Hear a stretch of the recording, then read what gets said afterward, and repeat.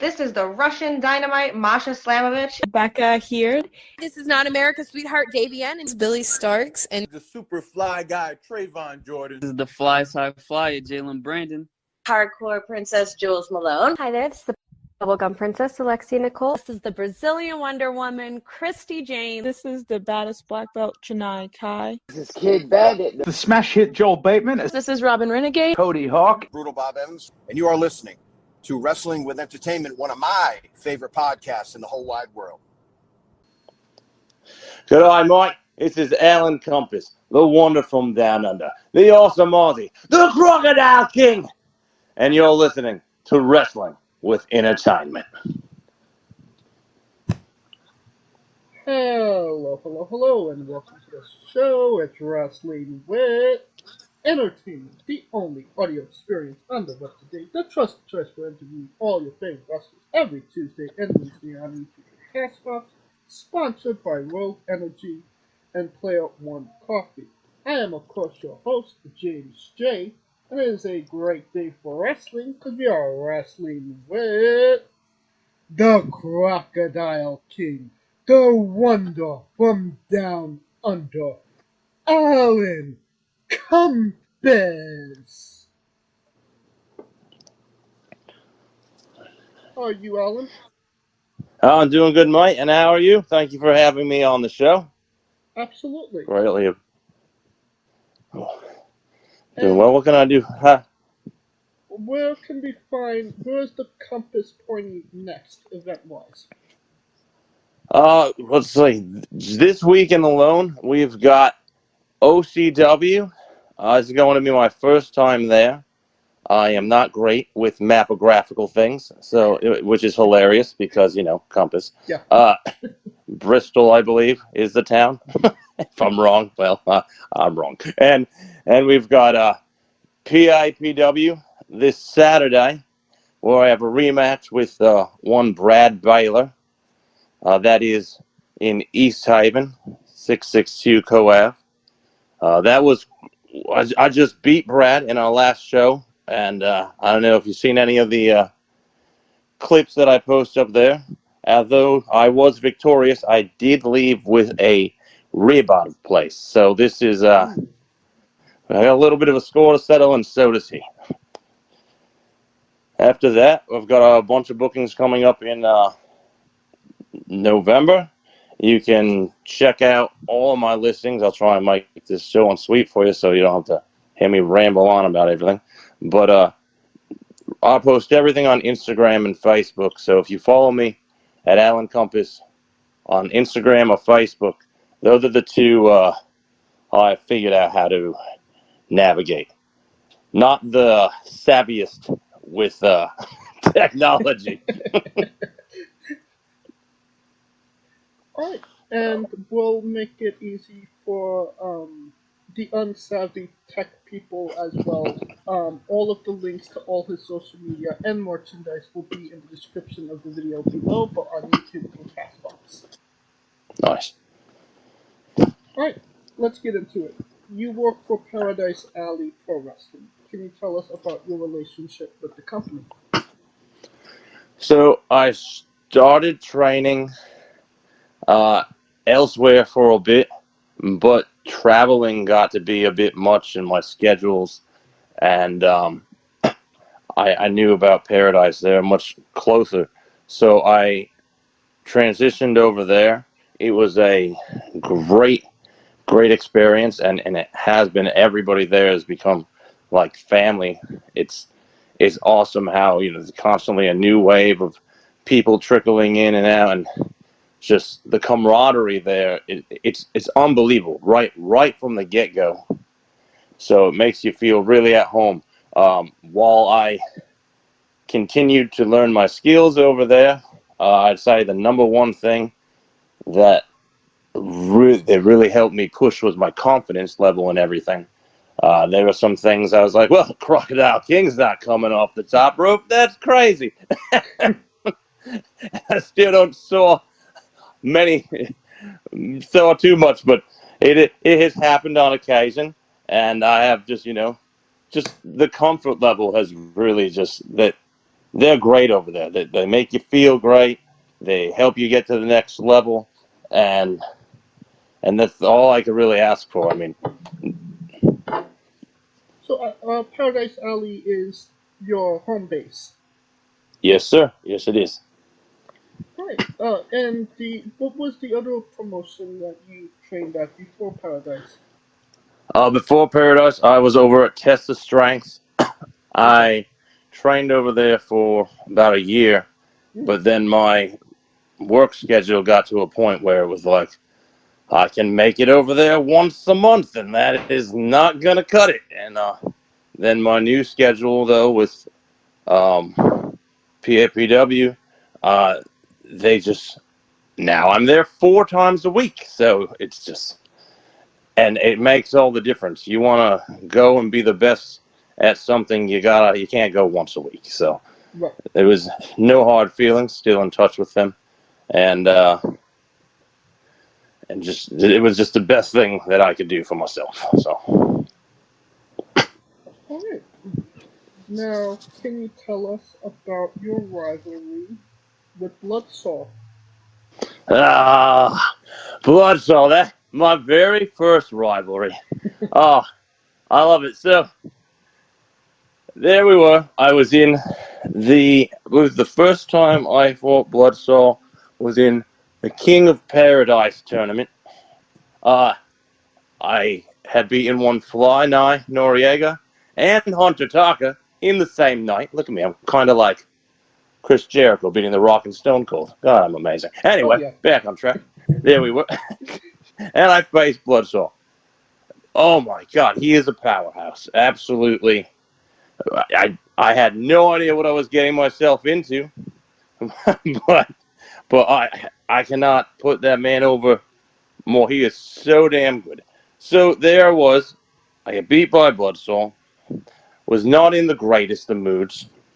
A few shows later, I was in a match with one Steven Garcia for what I thought was a title match for the Alley Fights Championship. I beat Steven Garcia, did not win the belt, was a bit cranky, and when Bloodsaw's opponent couldn't make it, I took it upon myself to sneak attack him from behind, because I was angry, and have an impromptu match. I said I was already on fire, already on a roll. I'm going to beat Bloodsaw too, get a little bit revenge while I'm at it. That was a very controversial finish. Hit him with the belly to back. We were pinning each other, it would seem. And he did manage to roll one of his shoulders up. So I grabbed a chair. He grabbed his chain. Our commissioner, Sarge, said this isn't going to happen. And he put us in a street fight for the following show, which is by far, not to toot my own horn, but not only one of my favorite matches that I've had to date, is probably one of the coolest street fights I've ever seen. And we literally tore the house down. It was amazing. That's really it, man. And he did get the better of me, putting me through a giant road sign. That was not enjoyable. But, I look forward to rekindling that rivalry someday, because I still have a little bit of a score to settle, because, I want to win. Of course. I want to be the victor. And, it's amazing, having such a well put together rivalry in the independents, because usually it's just match, match, match. Okay, this guy lost the belt, this guy wants the belt back. So, rivalries like that don't usually show up on the independents as often as they maybe should. One of the things that I personally pride myself on, and you're absolutely right, you don't see it like that very often. I like to make sure there is a damn good story involved in anything I'm doing. The people are all coming in to see this. So I make sure I am cutting a promo on everybody, because even if it's not a big rivalry that gets formed. It's a shame that not everybody's cutting promos on all their opponents, speaking their mind, because just a promo beforehand can turn the match from, a random match into something so much more. Right. So it's just little things like that can really elevate it. Alright. Now, can you tell us about Taco Grande? Taco Grande. Oh, yeah. Yeah, that guy. I met him. Yeah. People. I don't know his secret identity or anything, to decide. But I did meet him at Taco Fest. He's a very lively fellow and very popular, apparently, with all the ladies. Everyone kept coming up to me. Someone asked me to, oh, crap. Not me, but I was standing with him. You know what I mean. Yeah. Asked Taco Grande to hold their baby. It was very weird. It was very awkward. But everyone loved Taco Grande. He said he'll be back at all the taco festivals. Okay, so Taco Grande is a taco festival exclusive? Yes, that for right now, it would seem Taco Grande is a Taco Fest exclusive. He will be, there's a chance you might see him in a surprise location, but I mean, I don't know 100% when or where that might be, but Because you're just friends. Yes, just friends. Yes. Alright. Well, from Taco Grande to Evil Uno. Yeah, that was freaking great. Oh, there I was, trying to conduct. I was start AEW rekindled. I always loved professional wrestling. It rekindled my love for wrestling. So there I was at a Blitzkrieg show, and I was just early on, Alan Compass, getting my promo skills all under wrap. And I said, I've got the opportunity to interview one Evil Uno. So I'm going to hit him with the hard-hitting questions. I asked him, just how evil are you, Evil Uno? And then, with his master trickery, he tells me he's actually a nice guy. And I believed him. I told everyone, I was like, look at that. This is great news. Evil Uno is a nice guy. And then he hit me from behind. Unbelievable. One day, he is on the top of the Alan Compass bucket list. It is, like I said, it is very early on in my career. So, this year alone, I've had 33 matches. And that blows my mind. When I get to the next level, because that is a goal, AEW is my goal, my goal right now. I want Evil Uno. And whether I find him on the independent scene or somewhere else, I can promise when that happens, it will be one heck of a matchup. Now, you did mention that you are early on in your career.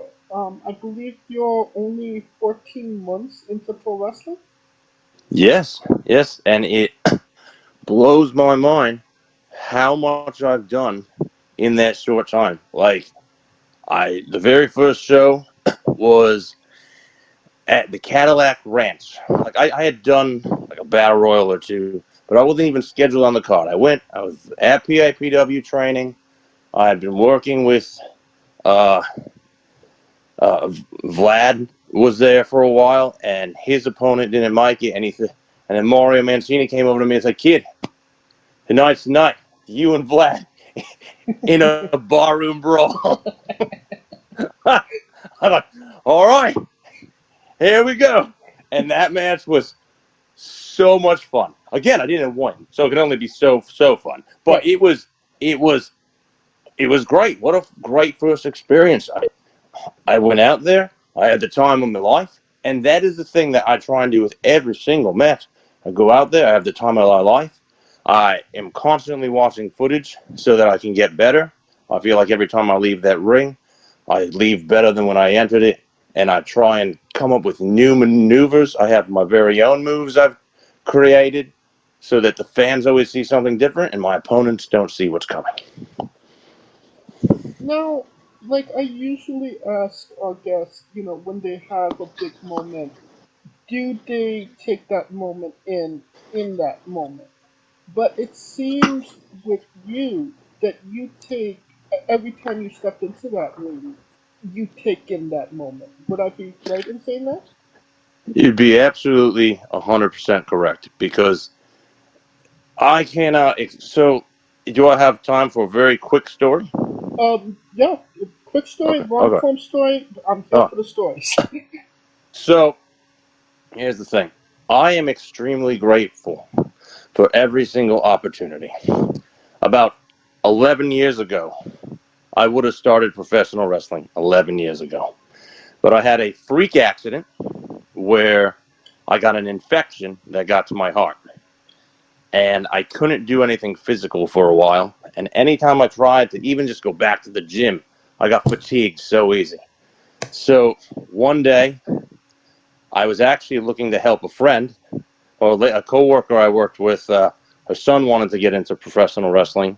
Said, "Do you know anyone? You seem to know everybody." I said, "Matter of fact, I know someone who used to wrestle on the indies. Let me ask them what your best, chance is going to be." So in doing that, my wife was like, "You found a way into professional wrestling?" I go, "Well, for somebody else." I said, she goes, "You're going to kick yourself if you don't try. You've wanted this your whole life." So I said, "Okay, you're right. We'll see. What's the worst that can happen? I can't do it still because I got there and it wasn't bad." And when I first tried to do a couple of things, I did not have the strength that I wanted to because I hadn't been lifting in so long. But I can't tell you how grateful that I just kept going back and getting better. So now every time I step through those ropes, I'm grateful that I have the opportunity to be there. I started professional wrestling for the love of professional wrestling. I loved it. I loved the entertainment of it. And very quick in, that stayed the same, but something major changed. Now, I don't just go out there every single night. For me, I go out there for those people because there are people out there who I've connected with, fans. I get messages from fans all the time, and I do my damnedest to get back to every single one of them as fast as I can because it means so much to them. So if they go to a show and they see me and they're cheering me or they're booing me, I'm making them entertained for however long I'm out there. And that means the world to me that I get that opportunity to step through the ropes and do that every single night. So every single night, I'm going to go out there and have the time of my life so that I can better their time while they're there as well. Quick sidebar. Um, Huge props to your wife for, encouraging you because like any other wife would be like, "Hey, I want to be a wrestler." Yeah, right. Go take out the trash. Listen, Mike. So I tried to do UFC for a while. That one did not go as smoothly.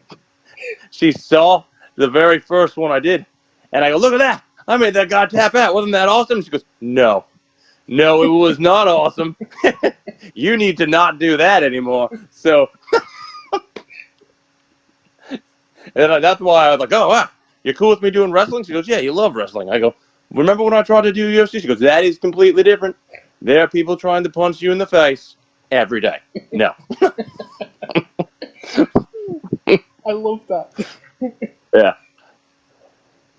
And you mentioned connecting with the fans, and you are, as some people might call, a bad guy, and Well, yet I'm everybody's favorite bad guy. and yet That's the way. but yet the fans have really turned in your favor and actually cheer you. Another Absolutely. Which is, I'm another sorry. thing that doesn't happen on the independents all that often. No, and I think a lot of it has to do with how I am just in every day of real life. I can't help that. I hit Marcel Williams with the crowbar, and people erupted with cheers. When I watched the video back, I was literally crying. I was laughing so loud. I was like, all right, well, that was unexpected. These people absolutely love me no matter what I do. And that's okay with me because it's a different age in wrestling. I feel, I'm going to use I said this on the Kincaid show. I said, I loved Triple H when he was a bad guy. Not so much when he was a good guy. You know, it's just, everyone's got their flavor, you know, that they like. Over at PAPW, though, I did recently make a face turn.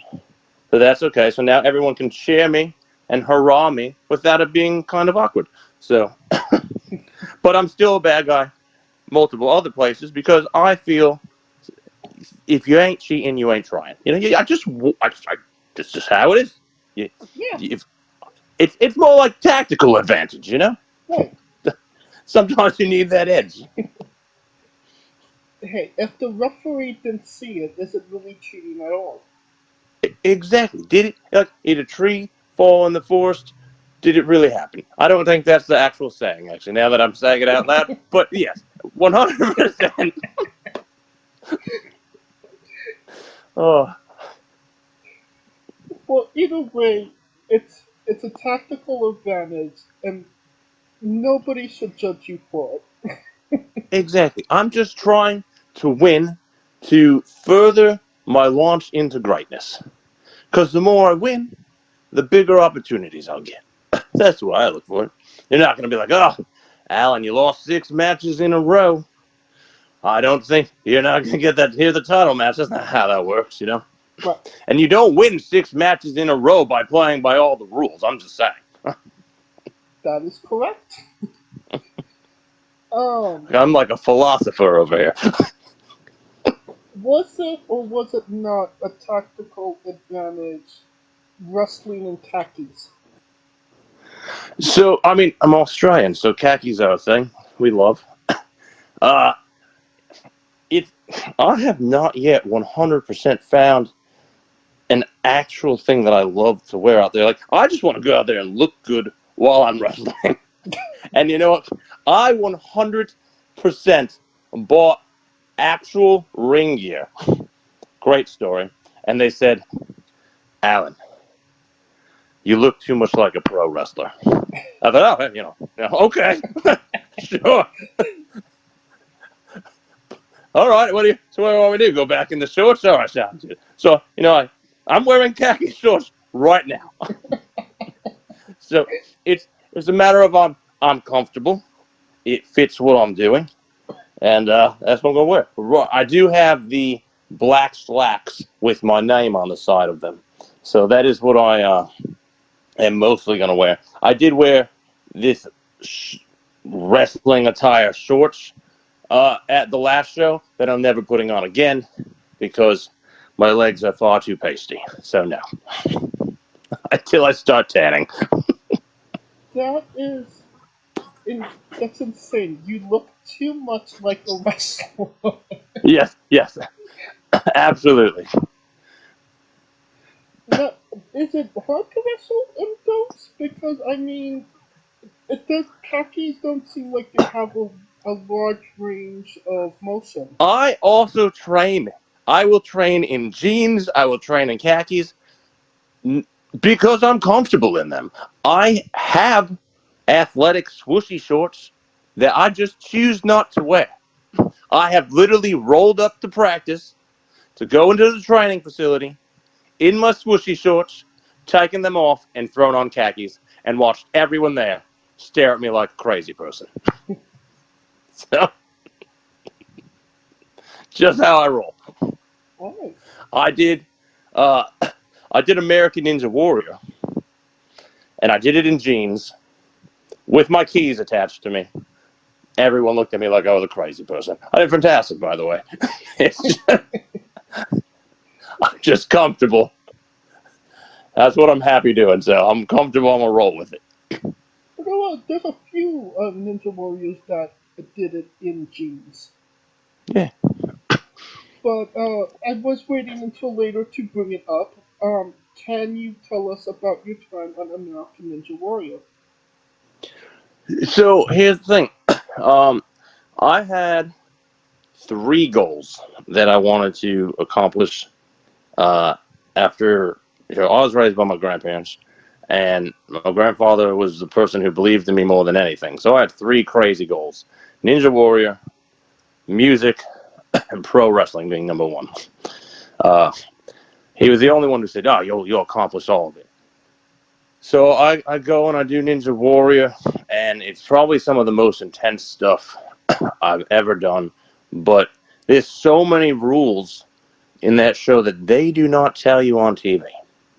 So first of all, they air it when it's nice and warm out. We run it in like December, so it's cold. I don't know why. Probably so they can air it when it's warm. I don't know. What? Yeah. I have.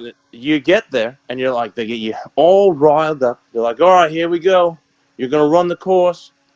Oh yeah, by the way, right before you're about to go, whichever one of you makes it the farthest, the fastest, also gets a pretty chunk of money. I don't remember what it was, but it was a lot of money. So everyone's rushing through all these obstacles, and then that's why they make stupid mistakes. They end up, the course gets wet, stuff like that.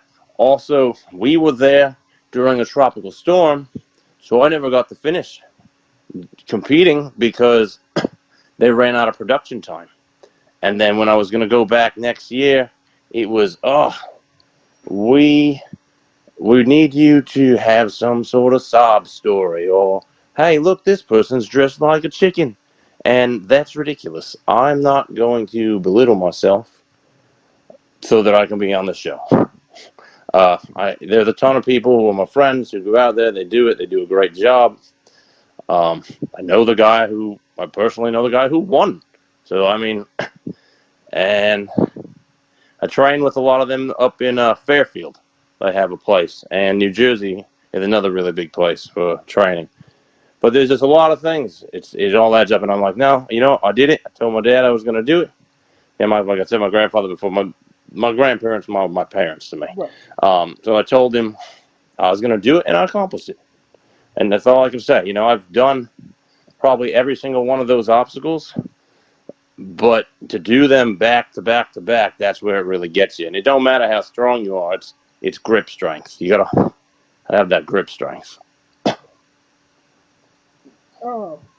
What was the wait between the time you got there and the time you actually ran the course? What was the wait time on that?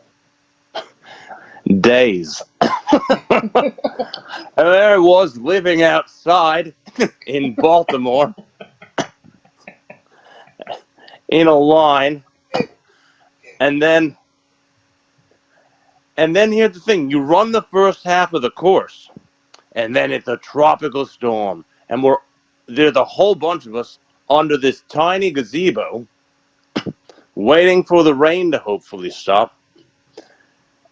And then you see them, because immediately after, then they shoot the next half. So 24 hours goes by. You're exhausted, but then when it's time to go again, adrenaline kicks in. And you're like, all right, here we go. But if you watch it on TV, it's like 4 weeks ago. That's a lie. We're all in the same clothes. We haven't slept in days. We're just all outside. That's another thing. Exhaustion has taken its toll. I'm not going to make it this far anymore. It's interesting, like you say that, because we had somebody on that was on the UK Ninja Warrior, and it was like a 13-hour wait until we had to run the course. And actually, here's a yeah. Yep. No, sorry. Keep going. I am so bad, and I'm so interrupty. I apologize. No, I you're do this fine. to my friends all the time. You go talk. No, they were saying, like, he was so tired after waiting the 13 hours. They said, you have to reach this point in order to advance. And he said, what do I do when I advance? You come back. And he said, I don't want to come back. So he ran the course to the point before he advanced, and then he fell. So I actually met a really cool person during Ninja Warrior. I have no idea what her name is in WWE right now, but her Casey real name Catanzaro. is Casey Capizzaro. Exactly. And we trained together, and she's a mad cool person. And we were there in Baltimore together. It was absolutely awesome. So we met a lot of really cool people through Ninja Warrior. And I am a people person. I love people. If my wife says, because we had a mutual friend that I work with, and they said, does he ever get angry for real? Are there anyone that he just hates? Like what is up? He's the most positive person ever. And I was just like, no, if you ever see Alan get upset, run for the hills, because he doesn't. You know what I mean? I'm just a people person. I love people. I will talk to random strangers. I talked to somebody today who knew who I was, and then I couldn't for the life of me know how I knew them. So, but I talked to them anyway for quite some time. Well, keeping on talking, can you tell us about Crocodile Corner? The Crocodile Corner. See, that's a great idea that I have, where I would like to make a Piper's Pit style show live in the middle of the ring. I'll bring out a nice plant. I've got this nice crocodile head I can put out there. Maybe some wooden chairs. I don't know. And I want to have my own, like, Miz TV, Piper's Pit kind of thing, because I do love the sound of my own voice. Absolutely. And it would be quite entertaining. I could bring people out on the stage, talk to them, be an idiot, make them mad at me, and then we can go from there. Who knows? You know what I mean? I feel like it would be a pumped up version of Miz TV or the Piper's Pit. I did do a quick, poorly edited, because I was using this app, and when I recorded it, it looked much better. But then when I put it into the program, it kind of like cut certain things, but weird, I don't know. Not great with technology, I told you. So, but yeah, I did a Crocodile Corner on one Brad Baylor, where I made fun of him with the Barbie movie, because he looks like Plastic Man Ken. There you go. And where did you get the Barbies? No, I have children, so I don't just go to. Here I am, all by me lonesome, with these Barbies. Yeah, that's not how that works, mate. No, that's not my hobby. My hobby is I'm a very adamant video game guy. I love. If you knew all of the things that I do, you'd say, Alan, I have no earthly idea how you do all the things you do. I'm up at 3 a.m. so that I can be at work at the Costco doing stock. I then am out of work at 10 a.m. I come home. I got my video games. I've got anime. I've got music. Like I said, I was in a band for a while. We just reformed. I train 4 days a week. I'm wrestling here and there out of state. I've got 2 children and a whole family to situate. I do a lot of things. And a lot of the times I forget all the things that I do until I'm like, oh yeah, I do this. And I'm like, oh, I forgot to do that. You know what I mean? It just happens. Well, you mentioned you just kind of reformed your band. I know that you traveled the world with them, no? So we got offered a world tour, which I shut down because that was around the same time that I got to do. I got my opportunity for wrestling. I said, this is what I want more than anything. This is what I'm going to do. There is a great foundation called the Alexander Jameson Foundation. It's a suicide prevention fundraiser that we help out with, and that's where we reformed the other day. We were at the event at Big Outdoor Annual Festival they do in Milford, Connecticut, and one of the bands couldn't make it because it was scheduled for the day before, but it had gotten rained out, so another band couldn't make it for this day. And I'm there, super pumped. My drummer's there, super pumped. I go, guess what? I go, let's go up there and play. My bass player's over there looking at it, goes, we haven't played in 2.5 years. You're out of your mind. I'm not going up there. I go, it's fine. That's my mentality. Everything is fine. So we're going to go up there, and we're going to rock and roll. We got this. He's like, I'm not going up there. You're out of your damn mind. So I found a random bass player that you don't know any of our songs. Let's go have some fun. So we went up there, played half of the first song, and he was already at the stage like, oh my God. You know what he said to me after? He got up on the stage afterwards and played the rest of the set with us. He goes, I didn't know you wanted to play all of our songs. I thought you wanted to do covers. I go, what the hell did you think we were going to? I don't know covers. Did we? Listen, Tim, did we ever play covers when we were a band? No, we didn't.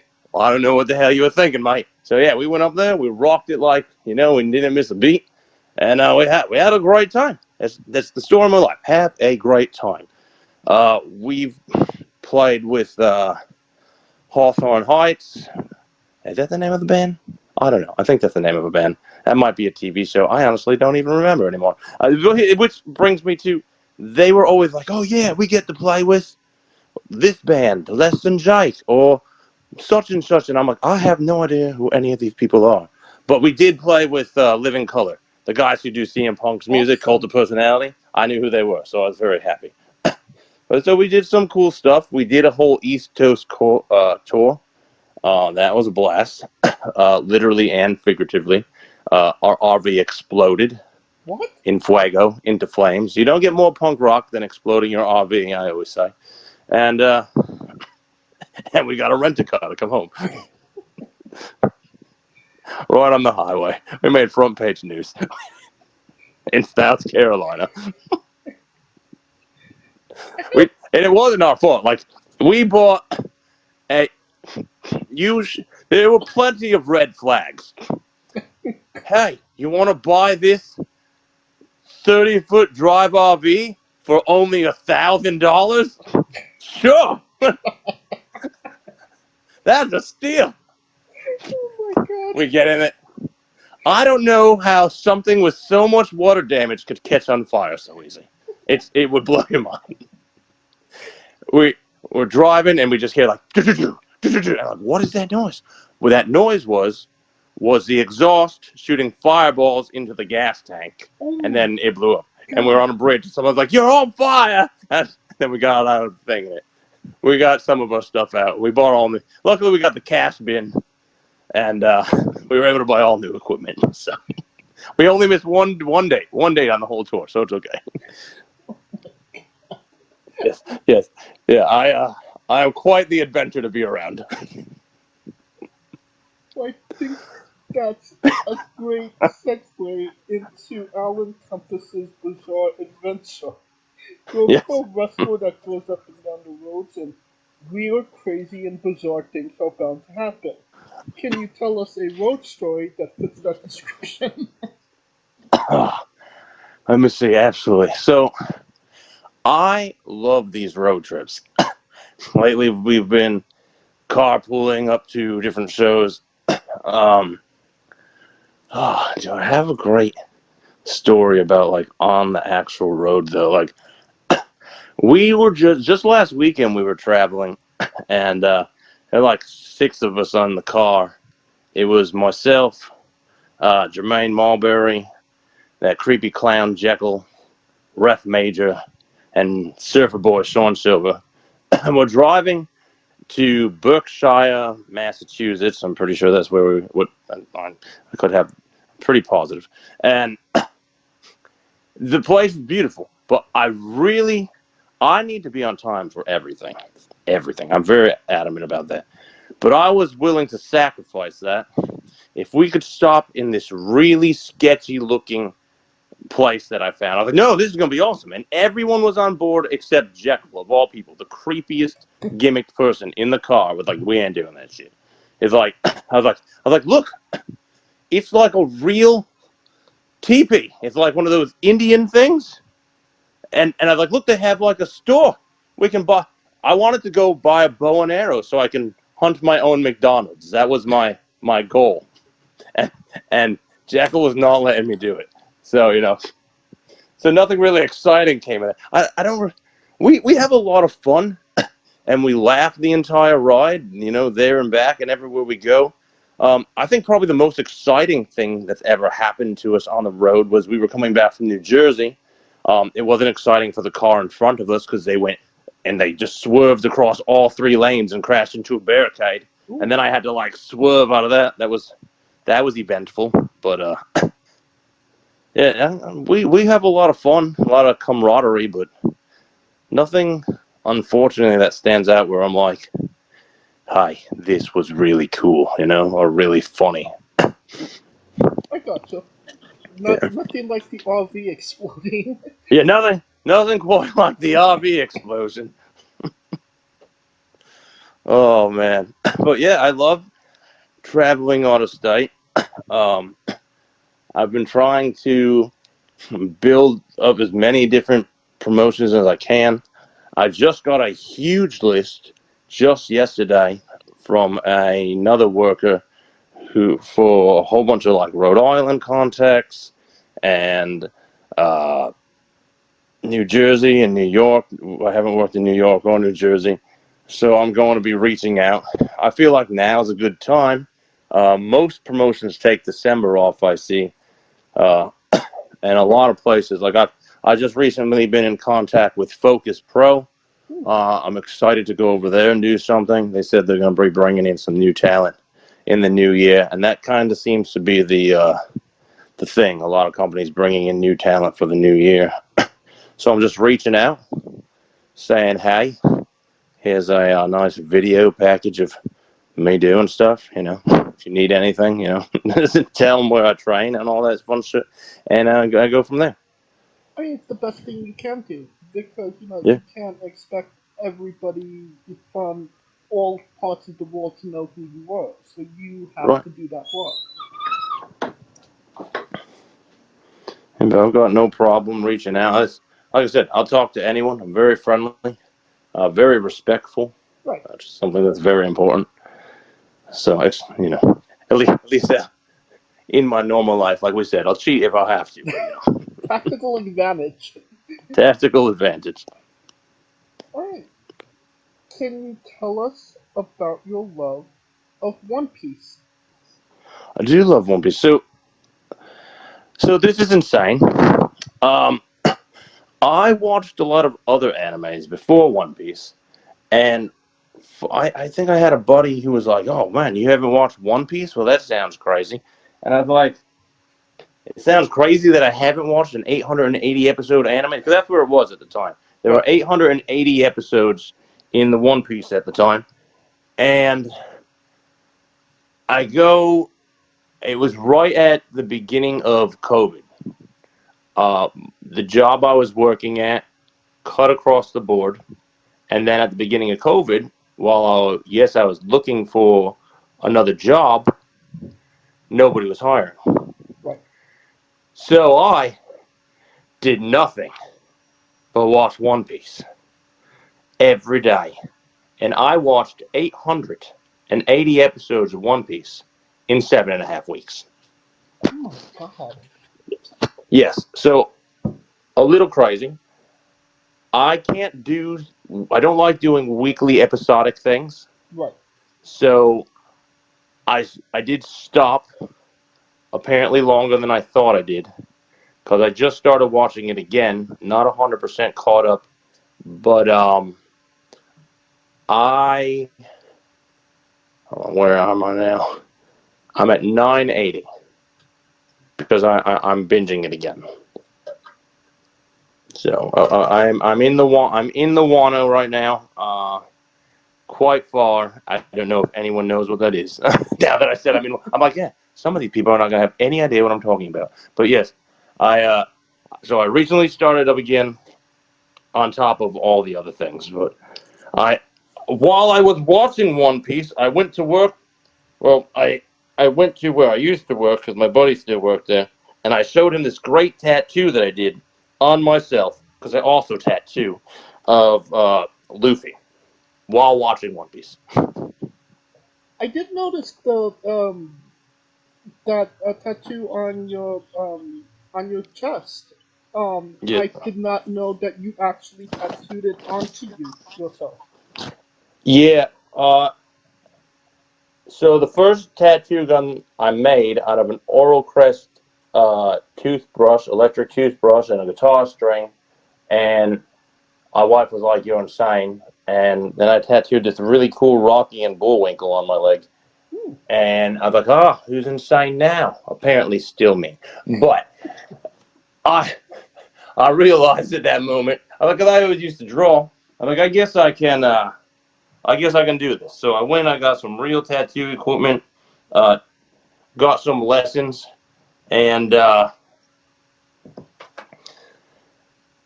been tattooing now for like 14 years. I've got my own stuff. I was offered a job in a shop for a while, but I don't know. I just do it for friends and family now, just for fun. Tattoos are expensive. like, Right.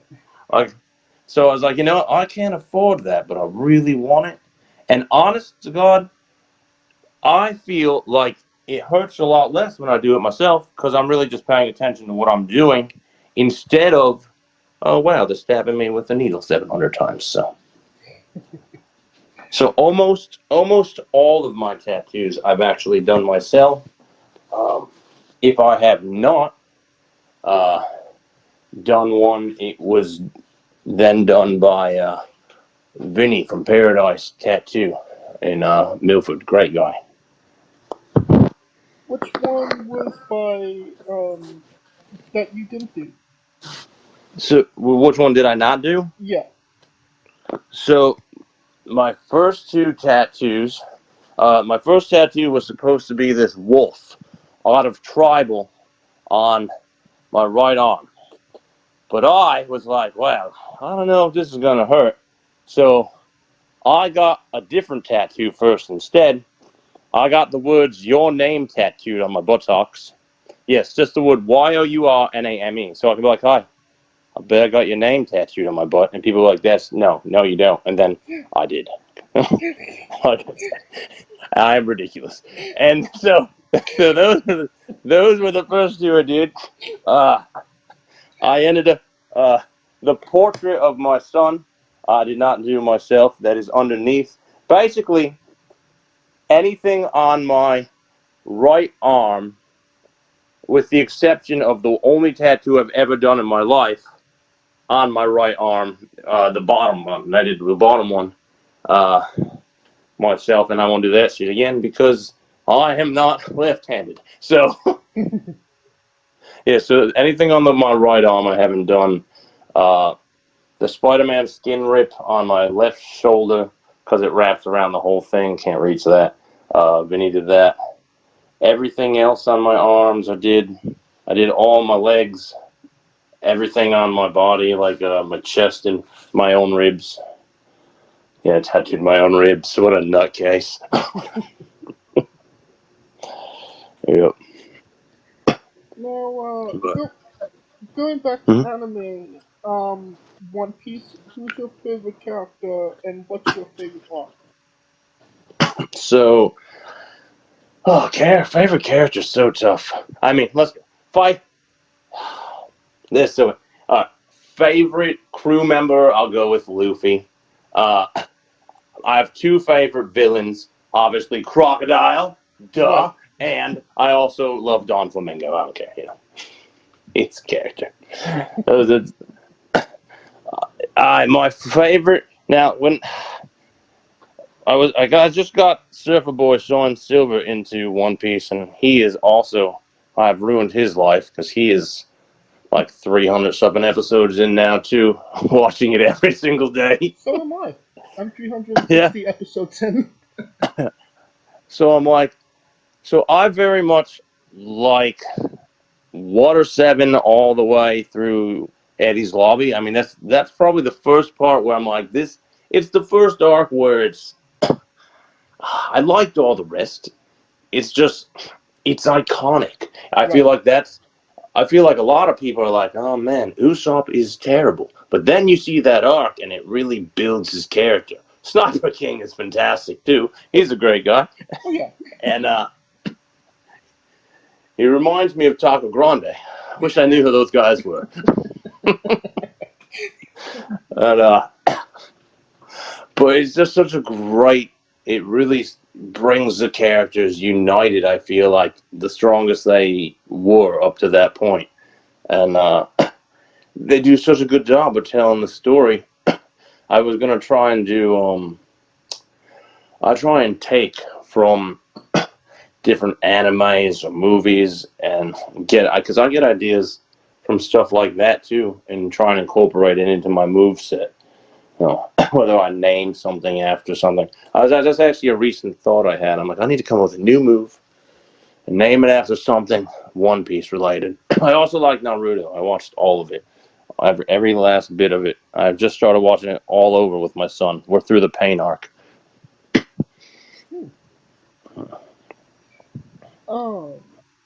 No, I definitely agree with you on One Piece. The Water 7 to Annie's Lobby is legitimately my favorite arc of all time as well. Like, it really was the best character development for everybody. Yeah. Yeah, absolutely.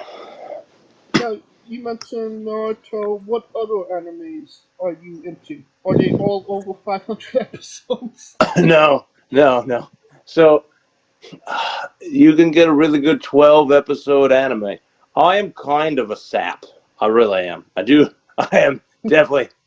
Like, I remember watching, not anime at all, but I remember watching Casper the Friendly Ghost as a small child, and I was like, hey, this is a great movie. I remember watching it with my kids. Not as a kid. My daughter would love this movie. I watched it, I go, and then I'm all sad at the end. He's the real boy for an hour. Shut up, Alan. Stop being sad. So I'll take a good sappy anime or whatever. My Bride is a Mermaid. Hilarious anime. 12 episodes long. Concept for anyone who doesn't know. If you don't know, let me sell it to you. This boy almost drowns. He's saved by a mermaid. And now, by mermaid law, since he has seen her, she needs to either be put to death or marry him. The mother and the mermaid are all for marrying this boy, but the father, who is the leader of the underwater mermaid Yakuza clan, is not. It's ridiculous. Okay, well, you definitely have me invested now. Yes, the underwater mermaid Yakuza clan. And it just makes fun of all the other animes, too. Like, there's a character who's 100% just Arnold Schwarzenegger the entire time. Just straight up steals every line this man has in anything he's ever done. It's great. Sergeant Frog, I think it's called like Kero, I don't know, something or other, but that's the American version, Sergeant Frog. Here's where I sound like a creep, but I don't care. One of my favorite animes of all time. Judge me, does not matter. High School DxD is great. The story is the best story ever. Because they take his perversions and make fun of him for it. I don't care. Go watch it. It's hilarious. Oh no, I might see a boob. Big deal. All right. Grow up, people. It's vampire related and demon related. That stuff is gonna happen. It's very funny. I like funny things. It's funny. It tells a good story. That's what I want. I want a good story. And thank you for revealing that, because not a lot of people would. That's the thing. A lot of people are like, oh man, I can't watch this. Yeah, people are going to think I'm a creep. No, it's a good story. Like, it is, like, the last episode in, like, season 1 blew my mind. I was like, oh my God. Like, so good. It's just, and some people miss out on good things because they're not, like, willing to take that chance because they're like, oh no, that just looks like a raunchy anime. But no, it's so much more than that. All right, great. Some people are topless. Who the hell cares? But it's really it's demon related. That happens in non-anime. Demons just don't have shirts on, I guess. I guess that's the thing. But the story is great. Alright. Now can you tell us about that time you yelled at a flamingo? Yeah, yeah. I have. So first of all, I don't know how he got up in that tree. That I yell at a lot of animals. That was the greatest week ever. First I saw the flamingo in the tree, and then there was a deer outside, and then I saw like a rabbit and some other freaking creature. It was great.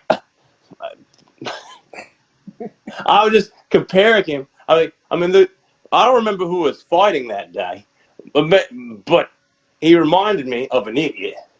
And that flamingo was pretty stupid to be in the tree. I don't know how he was going to get down. I wasn't going to save him.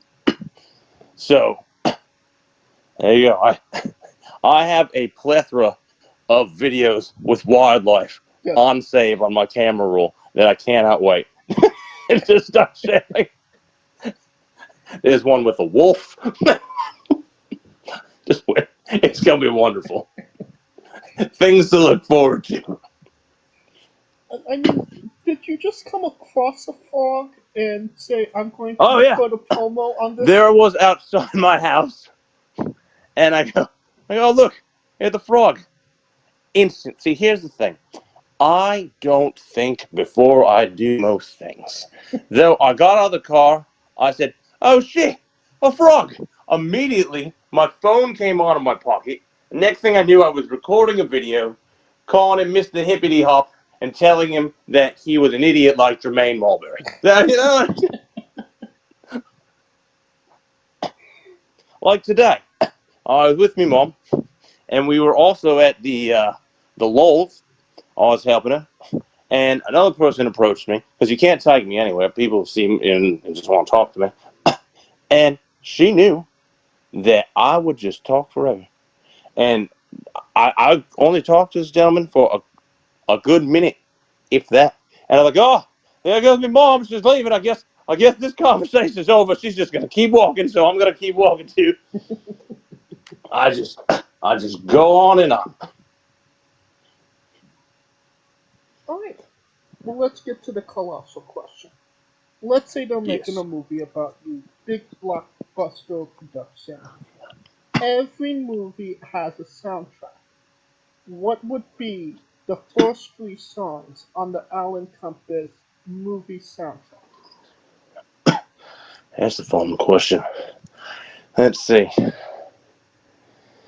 Oh man, I'm about to say one of the stupidest things ever.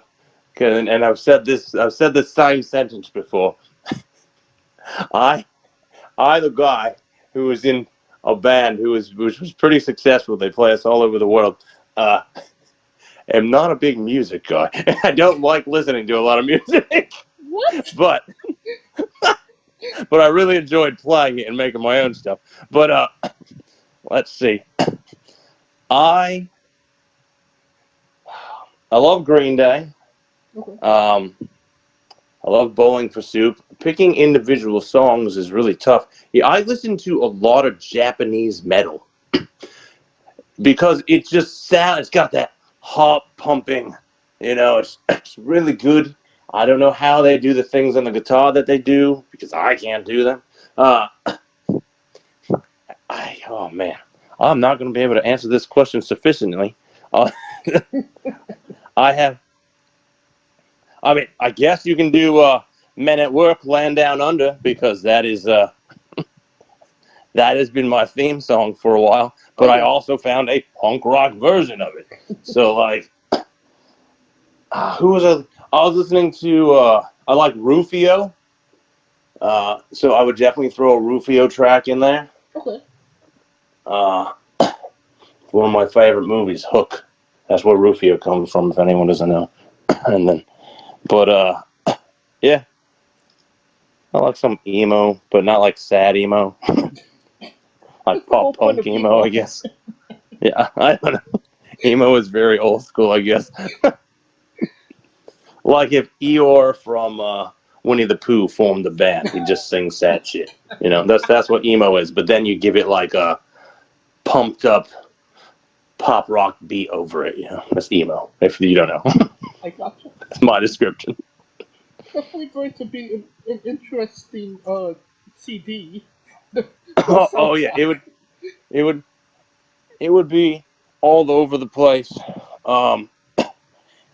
I like pretty much most music, not everything. We even have a rap rock song, very Linkin Park-esque.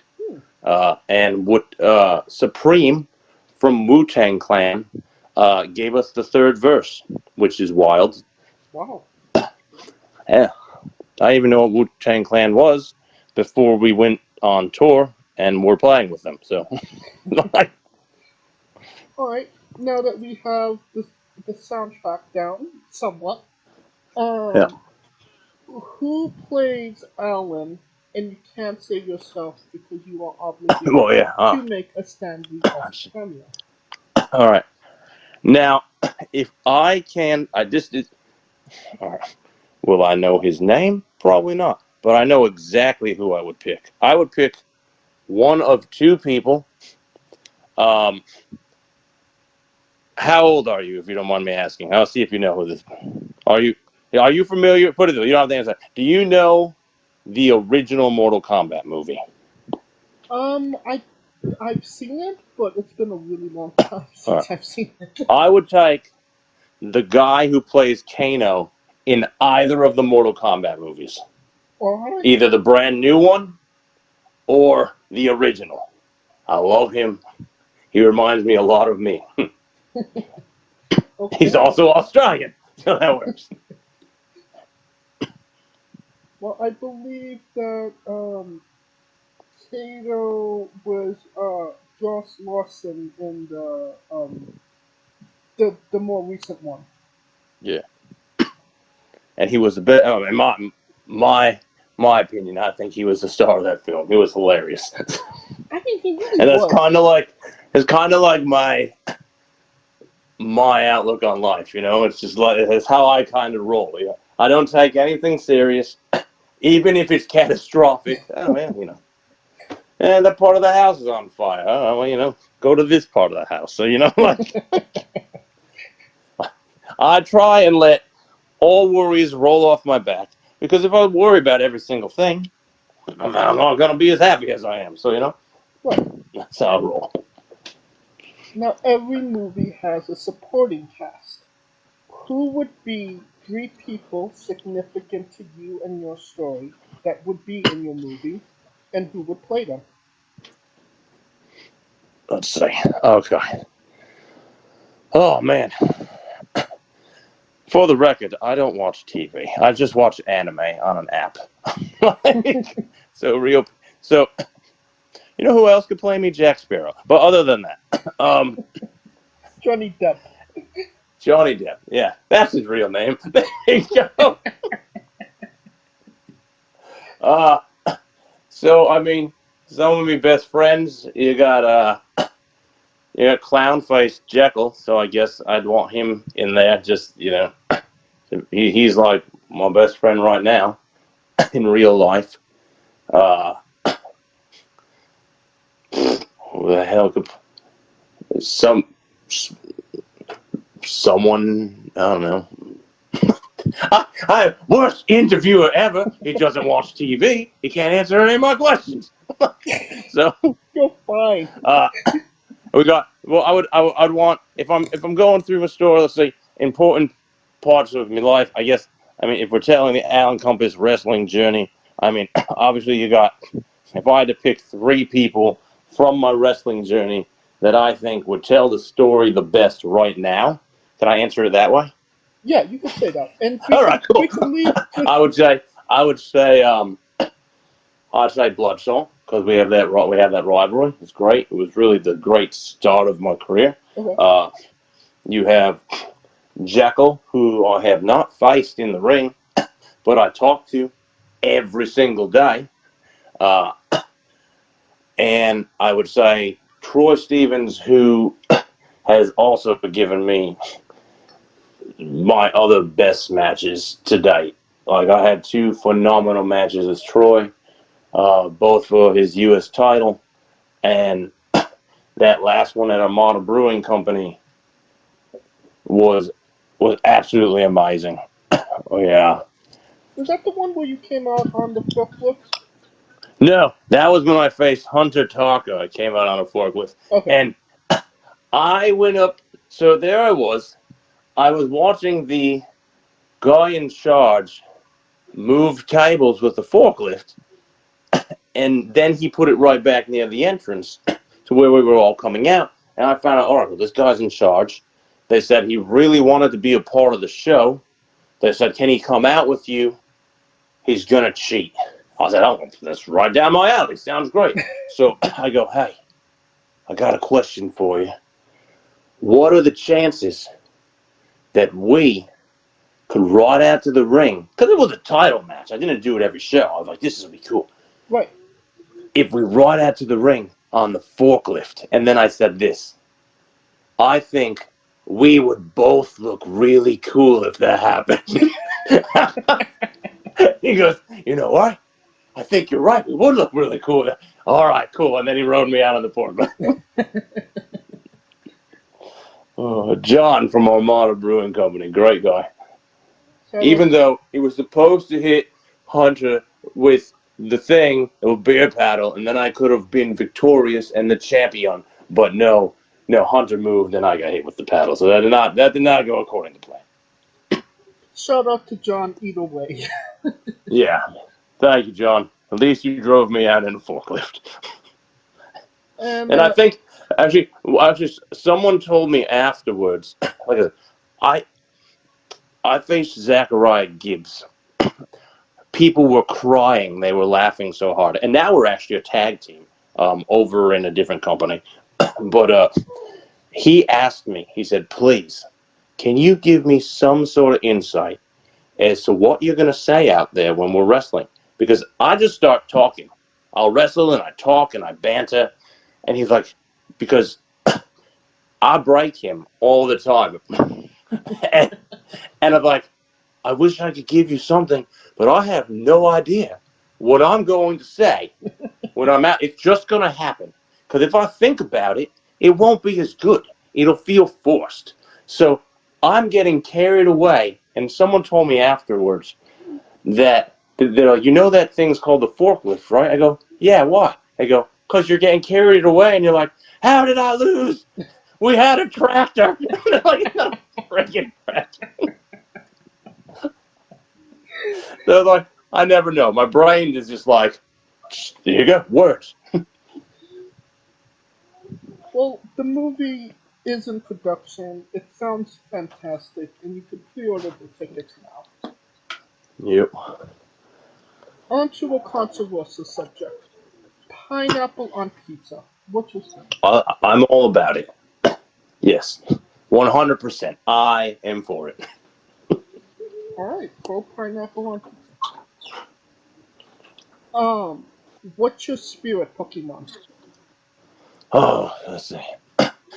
I only like the original 151. Oh yeah. Yes. So, let's see. So, man, why is this? My favorite Pokemon is Gengar. Okay. So maybe Gengar. A little bit dark, a little bit mysterious. Ooh. I bet he would cheat to get the job done. You might be I think he has a move where it's very unfair. Yeah, he does. He's got this move. And it's like, I don't know what the hell it's called, but if you defeat him, the Pokemon that defeats him also faints. So yes, 100% Gengar. We love the late great Tracy Smothers on the show. Do you know the acronym for Thug? THUG. No. Thug, like I got, like, I don't know, I think, when I think of Thug, I think of I don't know, like someone robbing someone. Well, I could tell you the acronym. Yes, go for it. T is for terrible, H is for health, U is for ugly, and G is for jail, because of Doug can't spell. Yes, we love the late great Tracy Smothers trying to keep the memory alive on the show. Alright, weirdest question you'll be asked on a wrestling interview, hopefully. Would you ever consider wrestling a rock? Not Dwayne Johnson, not the country, an actual physical rock. A rock, probably. If I can tell a good story with it, I very much want to promote Alan Compass live at PAPW wrestles a croc, and then I pull out from under the ring like the shoe. I think that'd be hilarious. So all right, this is a little sneak peek. Maybe here's where I pull my Spider-Man moment and say something probably not supposed to, but it's not like the be all end all. I have a match in March where I'm wrestling a man who dresses like a banana. Ooh. Yes, that is for a new company. I won't give any of that away because I'll announce it when that time comes. But who in the independent scene is going to pull off wrestling a giant banana better than Alan Compass? I'm going to go out on a limb and say absolutely nobody. That's going to be fun and funny. Well, just for context, there is a wrestler named Psycho Mike that wrestled an actual rock for over 15 minutes in a tungsten man match. That's an Iron Man match that lasts for 2 weeks. How large was this rock? Was it a small rock? It was about the size of a shoe, I would say. I'm going to go look this insanity up. I'll send you the match. Absolutely. There's I like when Man Scout wrestled the tent. Huh? Man Scout wrestled the tent. I found that very entertaining. Ooh, interesting. Yes. Okay. On a more serious note, where do you see yourself in 5 years? Oh, yeah. I want to do this for as long as I can. I don't see myself going anywhere. As far as like leaving professional wrestling, I am happy, the happiest I've ever been in my life. I want to continue to grow, both at Paradise Pro Wrestling. They are my home.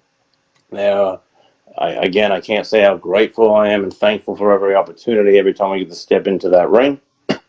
I very much so want to travel. So while I've been taking bookings out of state, I want to keep traveling, branch out as far as I can. The number one company that I would like to work for more than anybody, secondly, I would like to work for AEW. And it's nothing against WWE. Who the heck wouldn't want to work for WWE? Right.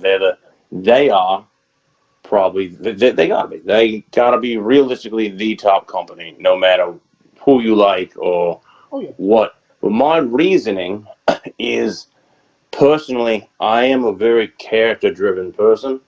I just currently, at this time, drawn more towards AEW for the characters they have over there. Like, I'm sure they won't be, all the fame people won't be there when I get that opportunity, hopefully sometime down the line. Is, Christian Cage, and now Edge is over there, the giant dinosaur man, Luchasaurus. Like, there's so many people. I just feel I enjoy their character. I like those people, the wrestlers they have over there, more than what I currently like in WWE. And that's not saying anything bad about WWE at all. Because there are some people I would love to meet over there. Some of my Lord William Regal, Hunter, they're the people who I loved growing up. Dean Malenko, I think he's still over there. He's another one. But the top place, the top tier goal, and I feel like the easiest way for, well, I don't know, to take a shortcut, but I feel like the most realistic way for me to get to where I want to be more than anywhere, I would like to wrestle in Japan. I would like to have a nice stay in Japan. I am currently learning Japanese. I have been for the last almost 7 months now with Duolingo. Great app. I feel comfortable introducing myself and like eating.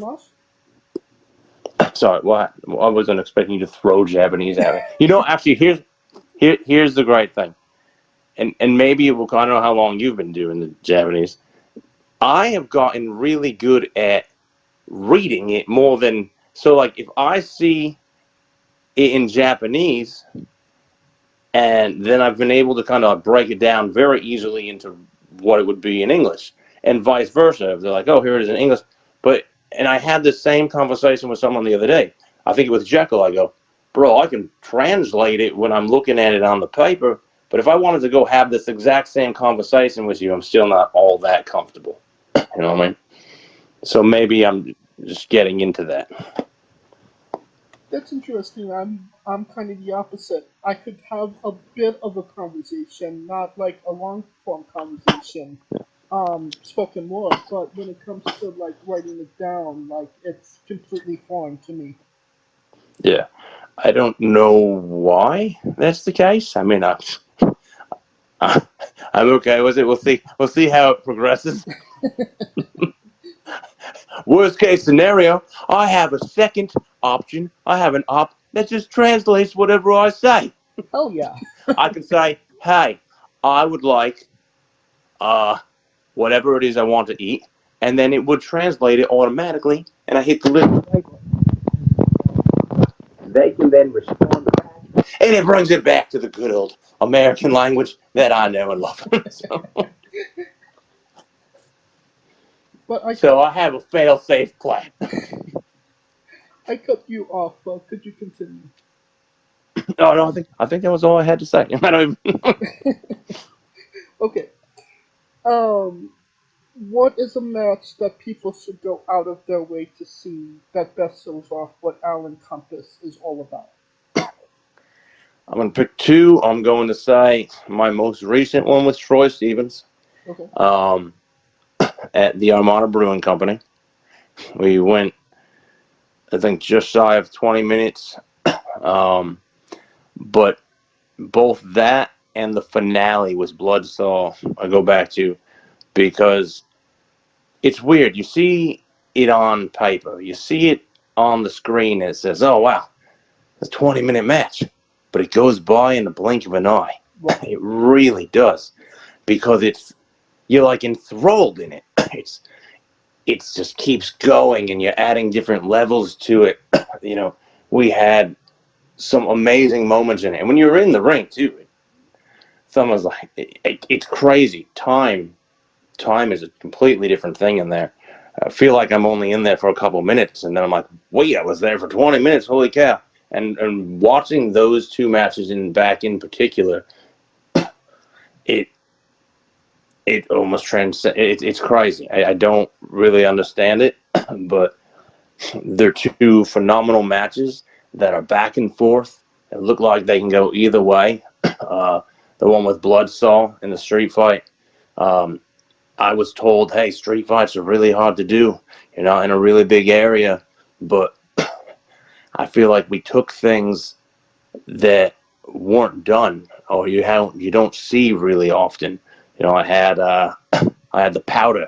I haven't seen anyone use powder in a long time. I got it from out of the ring, and I go, pocket sand! It was great.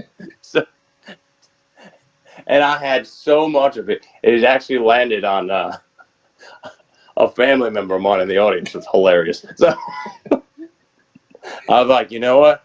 I'm going big or I'm going home, you know. I had the crocodile head, you know. I'm grinding them with the crocodile head.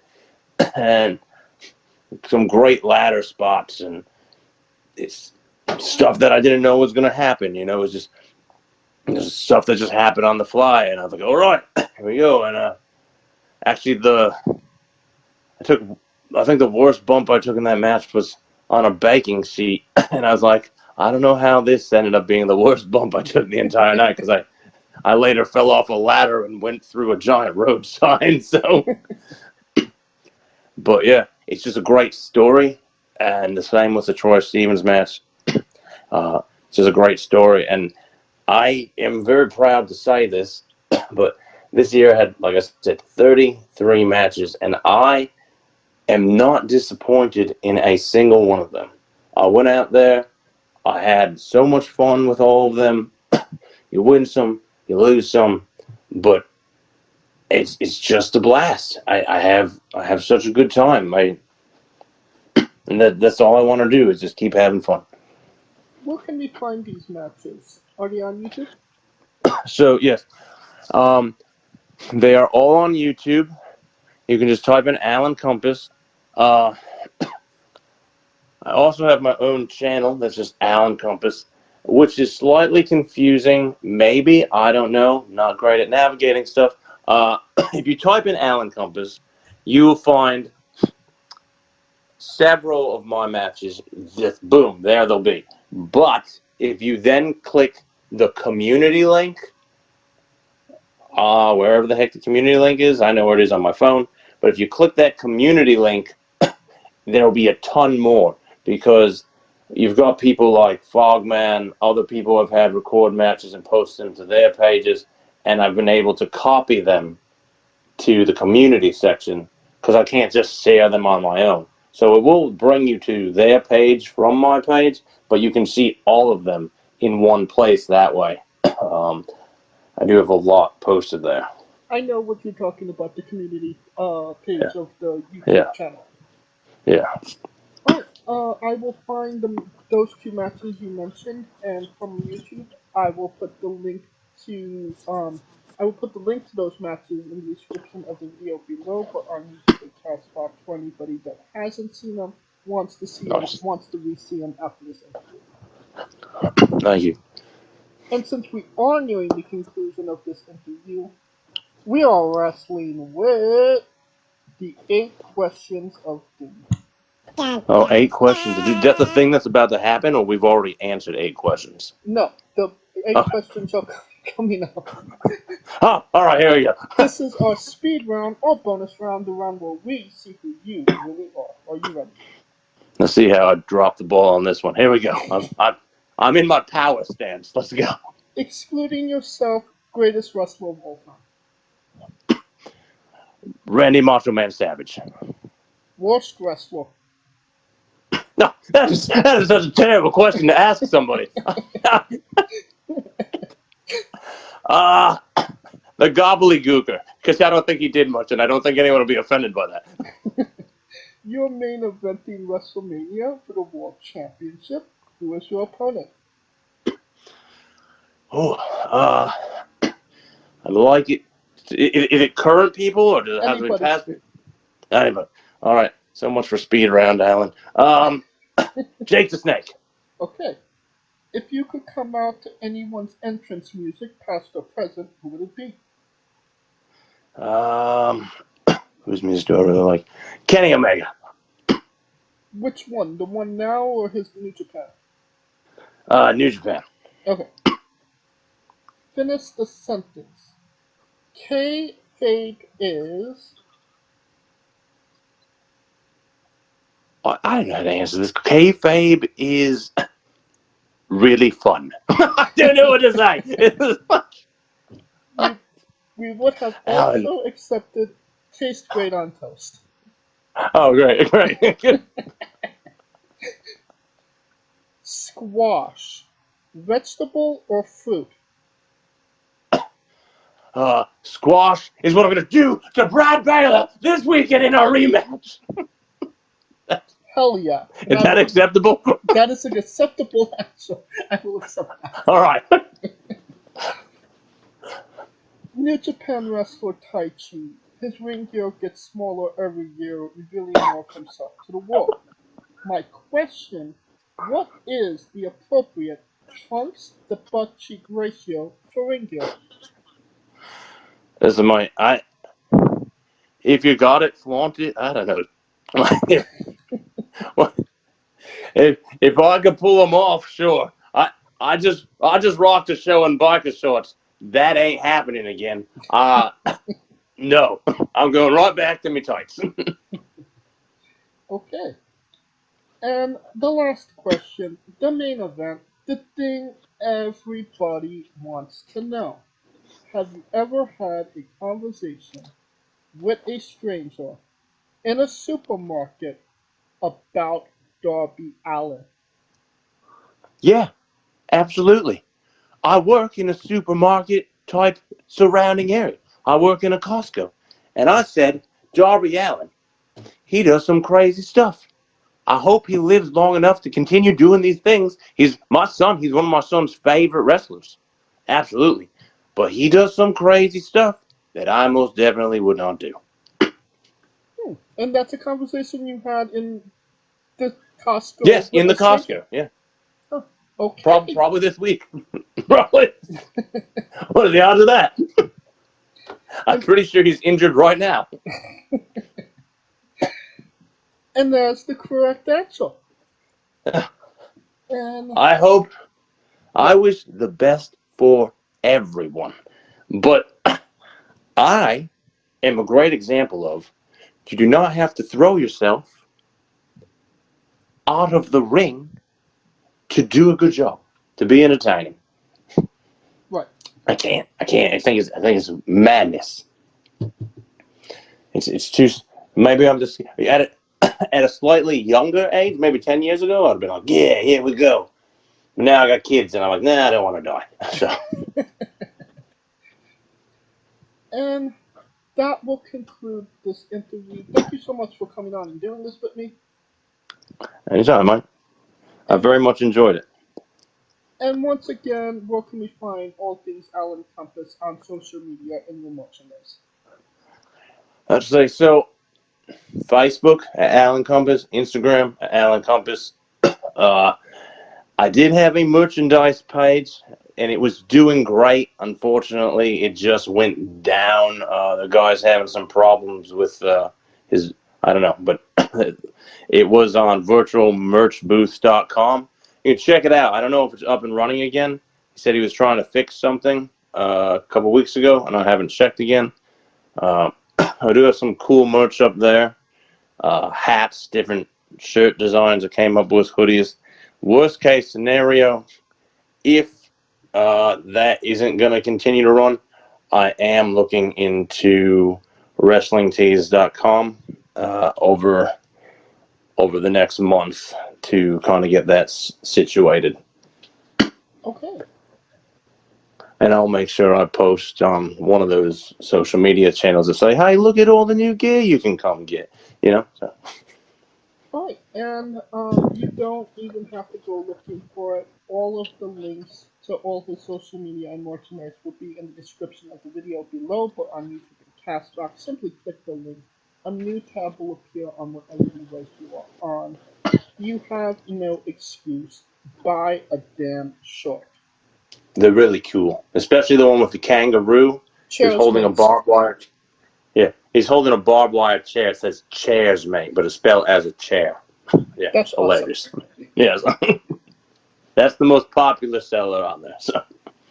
And if it does seem like your merchandise is going to be on another platform, I will update the video with the link to that website as well. Appreciate you, man. All right. Of course, thank you for listening. If you like what we're doing, please like, subscribe, comment, or on YouTube and Castbox. This was sponsored by Rogue Energy and Player One Coffee. Join us tomorrow as we interview Nicole Matala, and join us every Tuesday and Wednesday for new incredible interviews. Follow the show at Wrestling with E, both on X, Instagram, and Thread. Follow me personally at JamesJ993. Alright, Alan, when I say wrestling wit, you say entertainment, okay? Yep. For always special guest Alan Compass, Calico Yacht, Scooter Dust, I'm James J, and this has been Wrestling Wit Entertainment.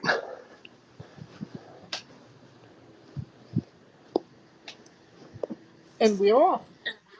All right, look, we survived. We made it through all the worries. I was like, oh man, please don't be on this thing and just be like, goodbye, he's gone. He's gone. No, everything is fine. Everything. Goody. Honestly, I lost. this. I've had so many issues with this website, this app, and this was like the first time it went without a hitch. Fantastic. I lost connection in the middle of the Don Kincaid one, and I told them that, it was a boomerang issue outside near the power lines. Well, thankfully there was no boomerang this time around. No. Yeah. All right. Well, thank you very much. I'm going to go see what everybody else is doing, eat some food, and make sure the kiddos are getting ready to wrap it up for the day. Hey, man, this was a lot of fun. I very much enjoyed it. So if you ever want a round two, you let me know down the road. Oh, absolutely. There will definitely be a round two with the Crocodile King. Yeah. Take it easy, mate. Thank you very much. You too. Have a good one. All right, bye. Bye. Hey, folks, this is the Colossal Mike Law, and you are listening to Wrestling with Entertainment. Enjoy the show. Support these guys. We appreciate it very much. We'll see you at ringside.